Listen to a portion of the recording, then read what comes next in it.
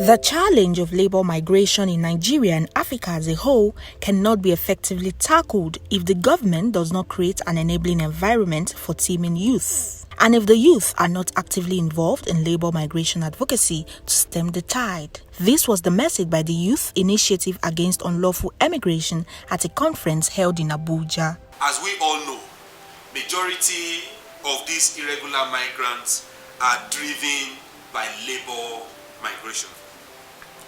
The challenges surrounding labor migration in Africa cannot be effectively tackled. Neither can the message be sustained and or transferred to unborn generation if African youths are not actively involved today. Hence, there is serious need for youth wing of the AU Labor Migration Advisory Committee, or at least a youth representative in ELMAC.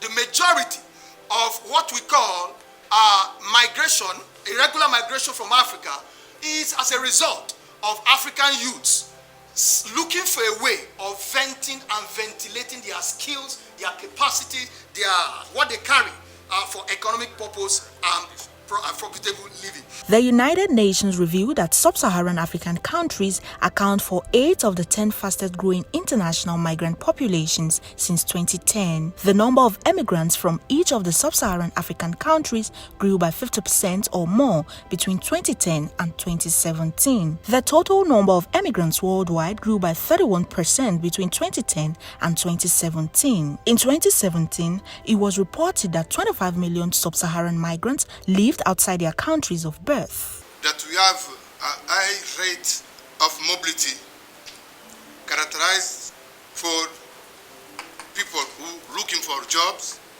and is this region that we have mostly the migration, south-south migration, because mainly people come from one member state to another member state.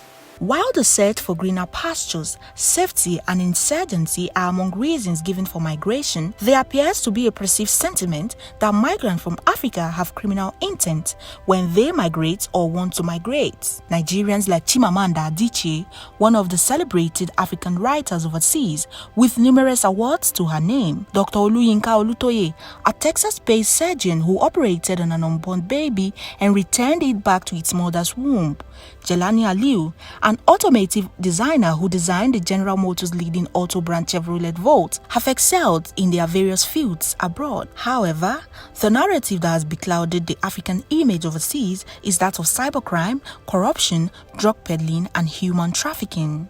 Gone are the days when we had to go abroad for 30 years, 40 years before coming home. It's a new paradigm shift, youth of Africa. You need to start thinking very differently from now. You need to think in terms of short term. You need to think in terms of getting capital, getting contact, and getting some knowledge that you come back here with to develop this dear and near Africa.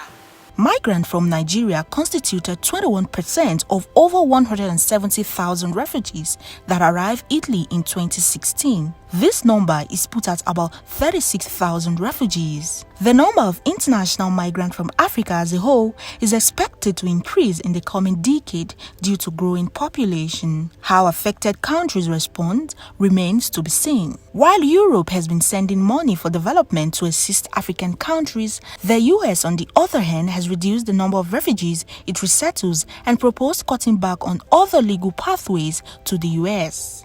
For the Africa that we want, especially where we are looking for how to promote Agenda 2063. And that Agenda 2063 particularly, I think, is also for the youth.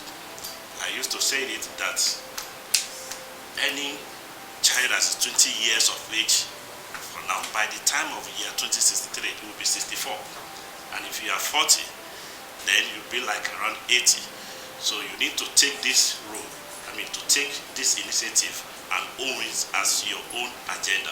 Youth have been called upon to celebrate the dignity of labor in their countries, but government has a role in creating an enabling environment that will slow down the pace of labor migration among youth. Root TV, Nigeria.